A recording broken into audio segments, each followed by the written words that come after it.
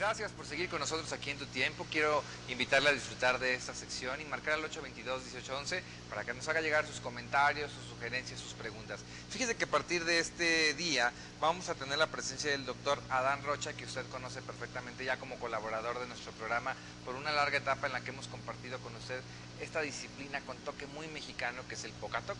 Pero a partir de hoy vamos a conocer también otra faceta de nuestro invitado, la cual platicábamos fuera del aire, pues se ha convertido en su pasión, en un hobby y en un estudio que ha venido realizando prácticamente a lo largo de su vida. Esta sección la hemos titulado Desde el polvo de la tierra y vamos a hablar justamente de lenguas muertas, del origen, de la relación de nuestra lengua con las lenguas del pasado y vamos a aprender juntos de muchas cosas. Por ello le doy la bienvenida, doctor Adán Rocha. Muchas gracias por acompañarnos y por estar muchas gracias en el programa con esta nueva faceta. ¿Por qué es importante estudiar desde esta perspectiva la lengua? Yo pienso que lo que es un pueblo se manifiesta en su lenguaje. Un pueblo que no se ha identificado con su lenguaje original tiene perdida parte de su identidad aunque no esté consciente. Entonces el recuperar conciencia, el ubicarnos en el tiempo y en el espacio está íntimamente relacionado con rescatar del polvo de la tierra las lenguas de nuestros antepasados. ¿De dónde surge nuestra lengua? Yo creo que, como opinan muchísimos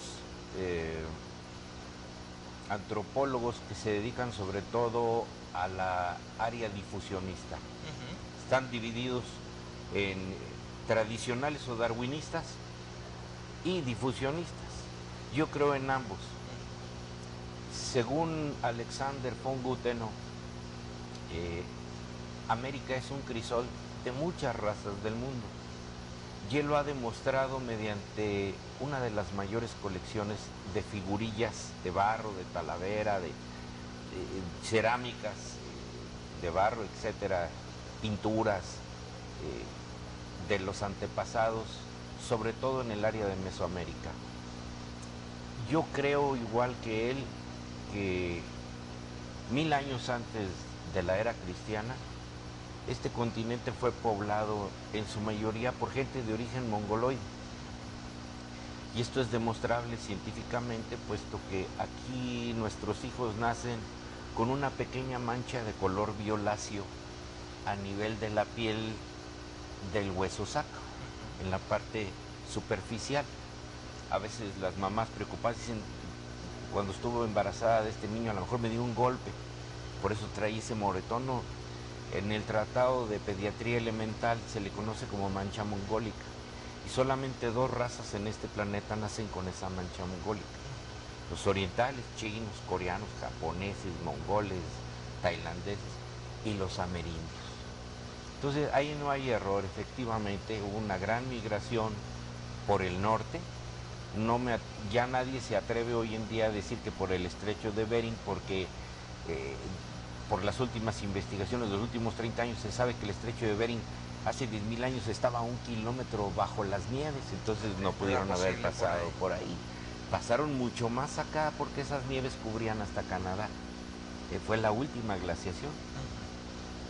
Esa es la primera parte. La segunda parte, Alexander von Gutenberg nos demuestra que lo que nosotros le hemos denominado la cultura olmeca no eran más que africanos mandinkas. Y yo en una investigación lingüística que he hecho en la tumba 4, que está en La Venta, Tabasco, hay unas hachas de jade que tienen la escritura, pudiéramos decir, más avanzada de Mesoamérica, de tipo cuneiforme, y resulta de que las identificó plenamente con los 283 formas de escritura del mande o de la lengua de los mandinga de África. Y si vemos genéticamente dónde se asentaron los olmecas, vamos a ver que existe la mancha melanítica. O sea, indios de pelo crespo y negritos. ¿Cómo?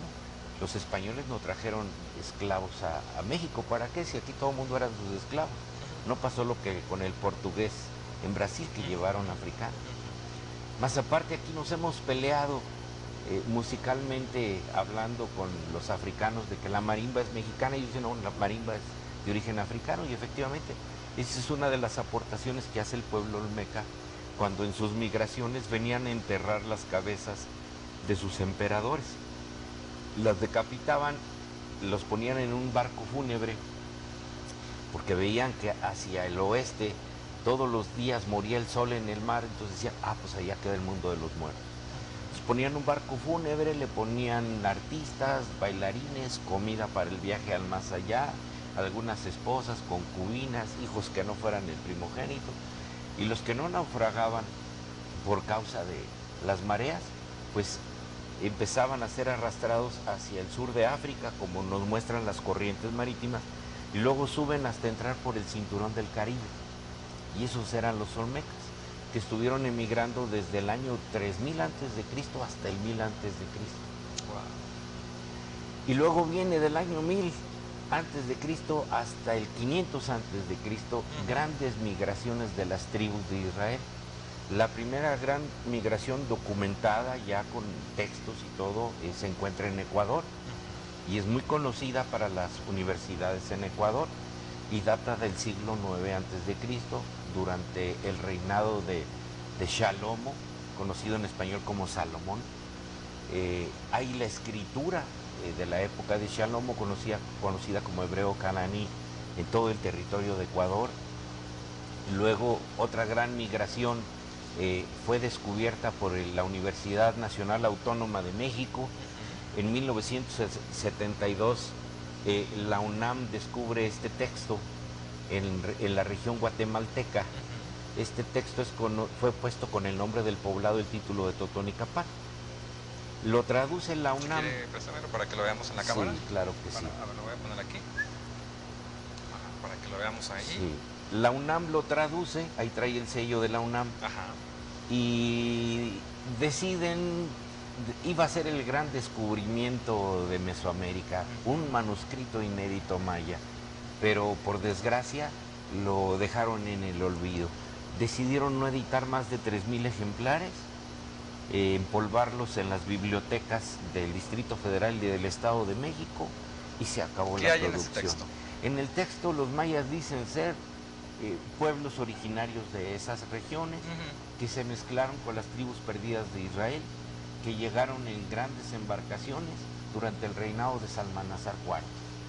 Y resulta que los que nos gusta la historia universal sabemos que Salmanasar IV fue rey de Asiria en el siglo VII antes de Cristo, que fue cuando fue destruido, fue la segunda destrucción del templo de Shalom.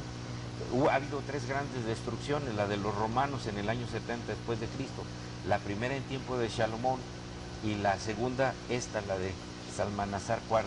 Híjole, este tema yo creo que nos va a ir abriendo poco a poco pues nuestra mente, nos tiene que ir abriendo poco a poco para ir entendiendo y para ir quizá dándole la cabida a todos estos hechos que también forman parte de la historia y que junto con ellos vamos a ir, insisto, aprendiendo el significado de las palabras, por qué nuestra lengua hoy es tal, cómo es que se fue pues evolucionando, transformando, algunos pensarán deformando quizá, y convirtiéndose en lo que hoy conocemos, y esto cada 15 días lo vamos a estar platicando con la doctora Dan Rocha. Créame que se me hizo nada el tiempo, se nos acabó ya casi el bloque. Me gustaría que nos comentara dónde es que lo podemos encontrar, si queremos más información o conversar con usted. Sí, mi teléfono es el 44 48 66 4205. Doy cursos de hebreo aquí en San Luis, algunos los doy muy reducidos, no acepto más de 10 personas, estoy por iniciar uno la próxima semana. Los que estén interesados, comuníquense conmigo, repito, no acepto más de 10 personas. Y en el año me contrata el Instituto Nacional de Antropología e Historia para dar conferencias sobre lenguas antiguas, y normalmente hago presentaciones en el Museo Regional Potosí. Ahí tendrían que preguntar ahí en el museo para cuándo están programadas. Cuando se realizan algunas actividades. Así es. Pues muchísimas gracias por acompañarnos, nos vemos en 15 días y seguimos platicando de lenguas muertas en esta sección que va a estar muy interesante. Muchísimas gracias, doctor. Gracias a ti, Alejandro. Vámonos a una pausa, regresamos con más aquí en Tu Tiempo.